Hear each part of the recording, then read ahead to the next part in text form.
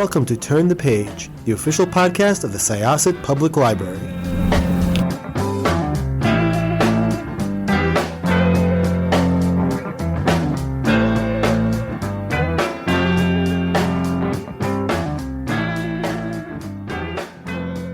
Hello, and welcome to Turn the Page, the official podcast of Syosset Public Library.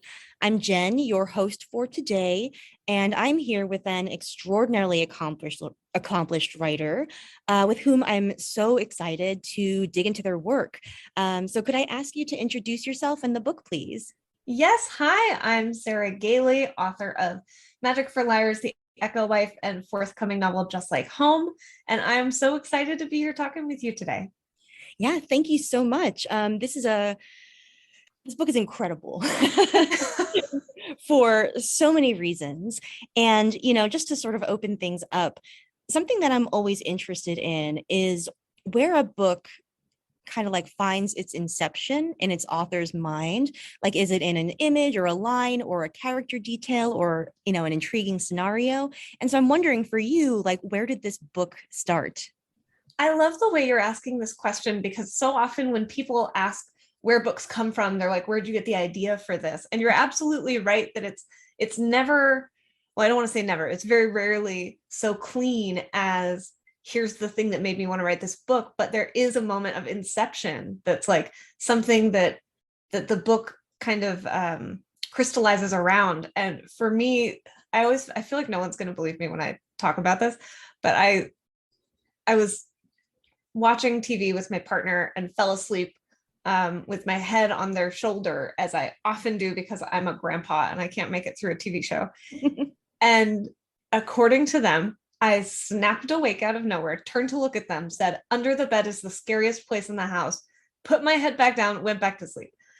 I had no recollection of this. And so when I woke up, for real, like 20, 30 minutes later, my poor partner was like, "Hey, what did that mean?" And I said, "What? I don't know. I have no idea what you're talking about." But the phrase stuck in my head, and I kept thinking about where it came from and how true it felt. I kept thinking about homes in general and houses in general and how they have scary places in them, even though we inhabit them, right? Especially for the last couple of years, I spend all my time in my home, and there's places in my home that are scary. There's dark corners that catch at my mind, and I think that maybe what if there's a scary guy standing there, but under the bed, even though my personal bed frame is too low for any creature other than my cat to fit underneath, it still sticks as a scary place. When I have to stick my hand under there to try and find something, it's frightening. And this book came out of the notion that the familiar can be really scary, and then specifically that the place where we're most vulnerable, the place where we sleep, where we let all of our guard down, is also the root of fear for a lot of people in their home. Absolutely. It's one of those places that I think, like, both in childhood and beyond, that just like fear accrues to them in this sort of like almost magical realist way. Because I know that I used to believe as a kid, like laying in bed and looking at the window, I'm like, I can't look at the window because if I look at it, someone's going to walk by and scare yes me. Yes, absolutely. This is something I think about all the time, is the feeling of if it knows that I know it's there, then it'll get me. That frightening things in our environment are like just trying to go unobserved, but the moment we observe them, they'll get us. Yep. I don't know about you. I still have this sometimes. If I wake up in the middle of the night and I'm feeling kind of disoriented, I'll have this feeling like maybe it's chilly in my room and I want another blanket, but I'm like, I must not get out of this bed. If I get out of this bed, who knows what might happen? All of a sudden the world becomes real and it can get you. Yeah, absolutely. And there's, like, in this book in particular, obviously the space under the bed is like a huge part of where a lot of like the fear in this book comes from. And it's in particular in relation to a particular character, our main character, Vera. I think she's an amazing protagonist, and it's really interesting the way that she relates to these things from her childhood as an adult, you know, but there are still some of those, like whenever we encounter anything from our childhood, we are sort of like half encountering it as an adult and then half as the child who initially encountered it. And so she kind of like is like, I don't know, it's hard to explain. Like she is dealing with like a childhood fear and an adult fear at the same time, you know? Yeah, and I love that lens on her character. It's so you are doing a really good job of saying things in words that have been a vibe inside my skull. So I'm gonna like download some of these phrases for later conversations to make me sound smarter and more intentional than I am. But it is there's very much, I think, a horseshoe effect of fear where childhood fear and adult fear meet because children are kind of just acknowledging how scary the world is. When children are afraid of things, it's because no one has taught them yet that you're supposed to pretend things aren't scary. And they're just little truth tellers. They're saying, no, that's scary. I'm scared of it. And then in adulthood, this is kind of for me the difference between childish fear and adult fear. Our adult fear comes from things that are so scary they break our threshold of having to pretend that something's not scary. And then we return right back to that childhood state of saying, nope, that's scary. I don't like it. And it is very much a breaking point and kind of a return to that acknowledgement. Absolutely. I think you see that so clearly with how Vera progresses through this story. Because one of the things I thought while I was reading it was that, you know, adulthood really is like in many ways a performance, you know, and children don't do that. And, you know, so I'm thinking like there's so much of the book where Vera is sort of like policing her own thoughts and deciding how she interacts with the world in order to come across a certain way as opposed to like being authentic or expressing her true thoughts. So I'm just wondering with her, like, how did you envision like her inner monologue, this way that she kind of relates to the world around her, if that makes sense? Oh gosh. I mean, you really hit the nail on the head with how much she is self-policing, how much she is crossing the border between self-regulation, which is a skill that we learn over time to help manage our emotions and like get through the world, over to self-policing and sort of being her own inner authoritarian. Her monologue to me is best summarized as that noise was probably nothing. She has this warring knowledge because of the nature of her childhood that scary noises often actually are from scary things, like really scary bad things that are happening around you. But as an adult, she needs to be able to move through the world in a way that matches people who don't know that. And so she spends a lot of time going, it seems too dark in that room. That seems unnaturally dark. Probably nothing. Don't worry about it. And at the same time, that little kid in her is saying, you know that these things aren't nothing. You know that they could be something. You need to pay attention to that. It's very much the inner monologue of a traumatized person trying to live like an untraumatized person, which I relate to very closely. Yeah, for sure. Like so much of it really hit home for me too, as somebody who like just self-polices their thoughts all the time. And I was really struck by like how much that comes from her childhood. And this is where I'm going to kind of let you take the lead with what we discuss and what we don't discuss, because there's all sorts of like really interesting things to discover while you're reading this book. But Vera grew up in a really, you know, in the understatement of the year, a very unusual home. And, you know, a lot of, I feel like her self-policing kind of also comes from the way that her mother used to talk to her and how she has sort of like internalized the, you know, not very nice things that her mother like routinely said to her. Was that what you kind of saw as also shaping her, the way that she envisions herself and talks to herself, or?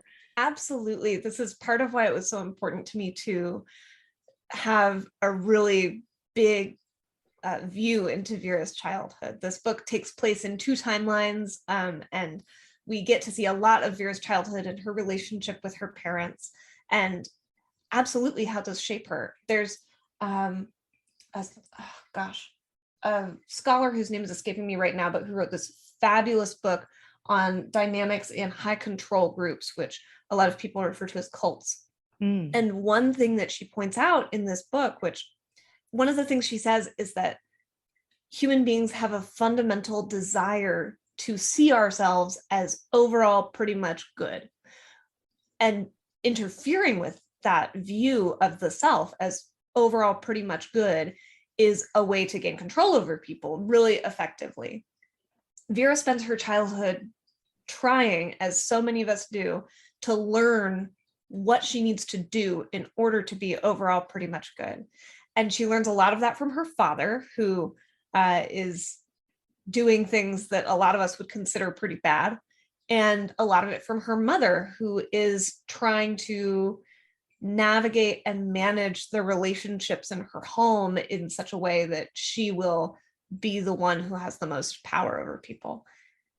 And as a result, adult Vera kind of doesn't know how to be overall pretty much good according to the rules of people who haven't grown up in a house like hers. But she does know how to be overall pretty much good according to these people who she grew up with, who taught her how the world works. Part of why the dedication to this book is to anyone who has ever loved a monster is because the people who we love most are who teach us how to be the people we become. That sentence really felt like word salad coming out, but I believe it to be true. When you love someone, you look to them to see how to maintain that view of yourself as overall pretty much good. And when the people who you love are monsters, you learn how to be good according to the rules of a monster. And that's the person who Vera becomes, is someone who only really knows how to be overall pretty much good according to the rules of a monster. God, that is so interesting. And it does like really speak to something that like I was thinking about as I read it, that like, you know, your parents in a lot of ways like create your normal, right?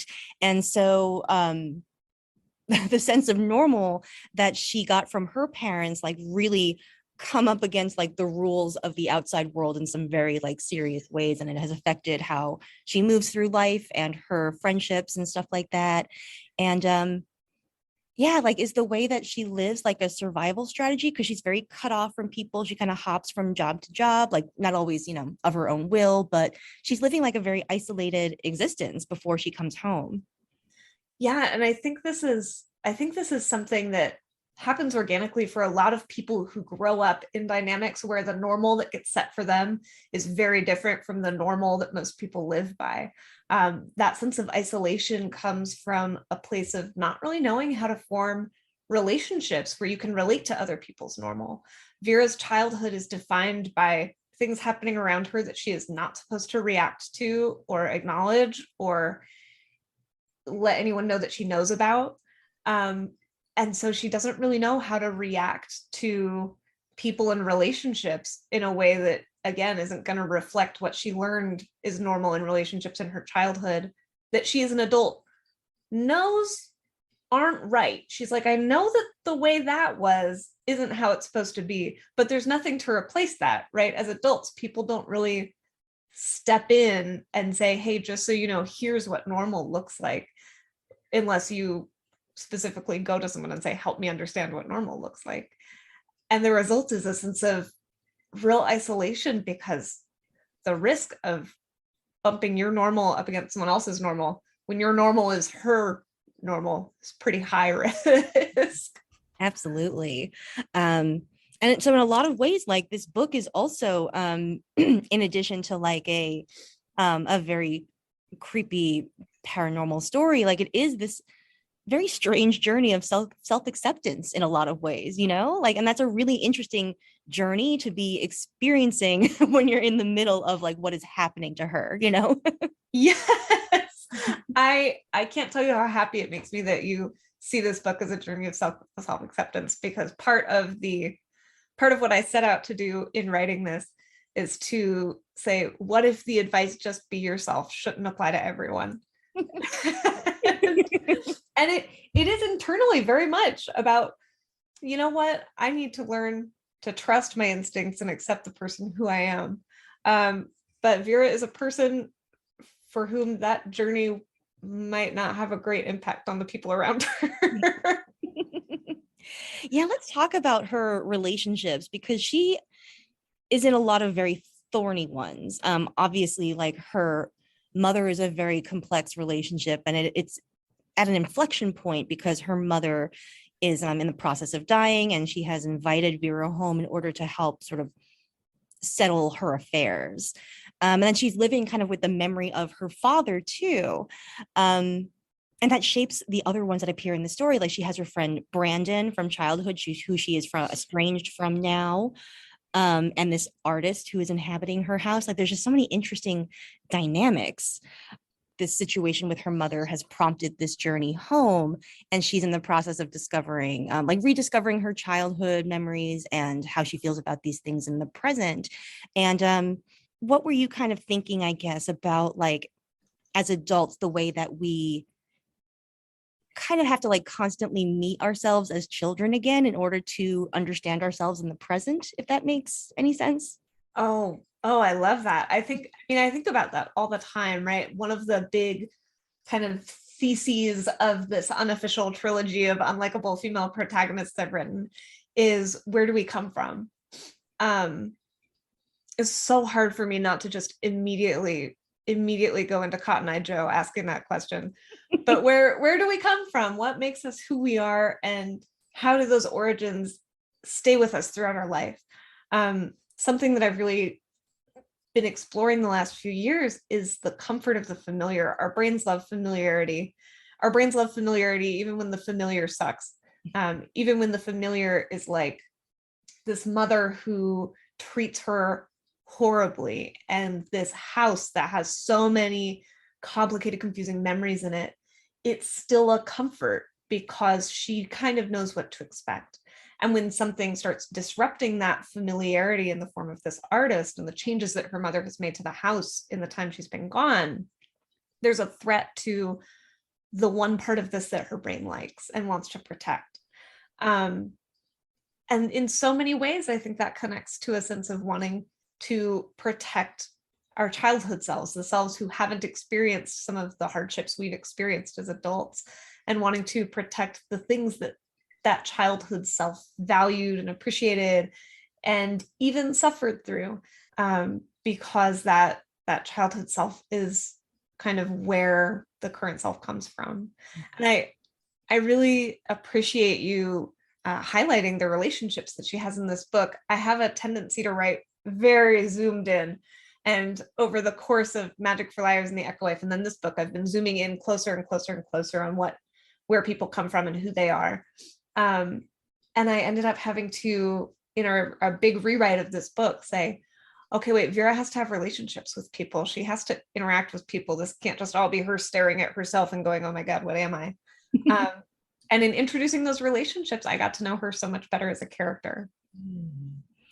That is really interesting. And I think it speaks to the ways like even we discover parts of ourselves as we interact with, other people in our orbit. And so the same kind of holds true for fictional characters. Like you learn a lot more about them when you have them, I guess, brush up against people who are not like them or are in conflict with them.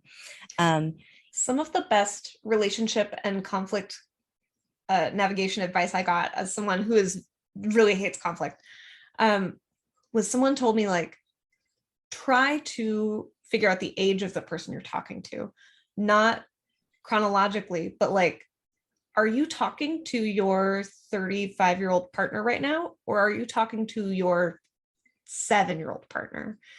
And every now and then I'll be in a conflict with someone and I'll go, oh, I'm talking to a teenager right now.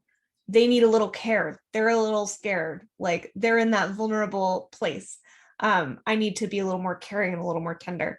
Mm-hmm. And I started turning that back on myself too when I'm in conflict, going, hang on a second, am I a 32-year-old Sarah Galey in this conversation right now? Or am I discovering like a thing that 10-year-old Sarah Galey was really scared of? Yeah, that's a really great way, I think, to look at our own interactions and our own emotional responses to things. That's so fascinating to me. And I'd love to ask, as I guess we have a few minutes left now, about the artist, because I think your book also has a lot of really interesting things to say about the ways that we as consumers, but also as artists, can sort of like cannibalize other people's tragedies in order to create. And I really see that on display with this character. So could you speak to that a little bit? Oh, I mean, the artist character is very dear to me because I wrote him to be as detestable and also grounded as possible. And in some ways, he represents my fears about my own work. You know, I write a lot, and when you write at a high volume, you kind of start digesting the world around you for parts, right? It's kind of like how if you go too long without eating, your body starts breaking down your own tissues for energy. And I live in fear of someday having a friend go, hey, that thing in that book you wrote is an awful lot like that thing that I told you about that happened to me, because I also have a very bad memory. And so I'll have an idea and I'm like, oh, well, that came out of nowhere. And oh my gosh, what if it didn't? But we do as authors have this tendency to go, I'm going to take this thing that happened to someone in real life and I'm going to elevate it and I'm going to polish it up and then I'm going to show it to other people. And sometimes we do that from a place of absolutely like absolute artistic integrity and a sense of truth and reality, and it's a really good impulse. And other times we find ourselves going, people are going to think I'm so great at my job when they see how good I polished up this thing from reality.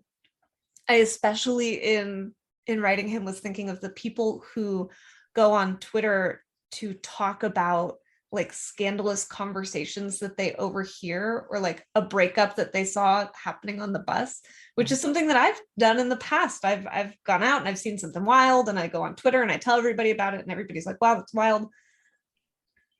But it's also kind of dehumanizing to the subject of that. It kind of takes their reality and turns it into story. And I wanted to just boil that down and stick it into this character. He's a guy who's taking someone else's reality and turning it into his art right in front of her. Mm-hmm. Yeah, he's even like experiencing parts of her past before her. You know, he's really taken ownership over not just her life, but the lives of everybody who lived in that house and of the house itself, you know. And I think that it's very poignant to me also the way that like her mother sort of feels compelled to use her own tragedy as well to sort of like survive, you know, because she has turned the house into this artistic retreat for folks who want to draw on the house's past for their artistic production. And it's just it's a really interesting sort of like cross section of the different ways that people relate to things that happen to themselves and the way when they happen to other people. Yeah, I thought this book was so interesting. Thank you. I mean, I love reading profiles of scammers. One came out in Vanity Fair just yesterday about a woman who invented a very tragic life, kind of just in order to generate interest in her through her peers and in her career. I love reading those. And I also, every time I read one, I think how awful it must be to be the subject of one of those and to have your entire complicated life boiled down into a sensational story for people like me to read. And how awful it must be to be a side character in one of these profiles who is like maybe just trying to move on with your life and forget about the fact that someone lied to you in a really big way, someone tricked you or hurt you in a really big way, but to have it get kind of boiled down and then smeared on people's computer screens as something for them to consume, talk about, and then forget until the next time it gets brought back up. Mm-hmm. Oof, it sends a shiver up my spine. Yeah, it really does. Like it's very really disconcerting. You know, it's just like so interesting to me that gosh, how can I put it? You know, like because these scenarios have played out so many times, especially with the scams.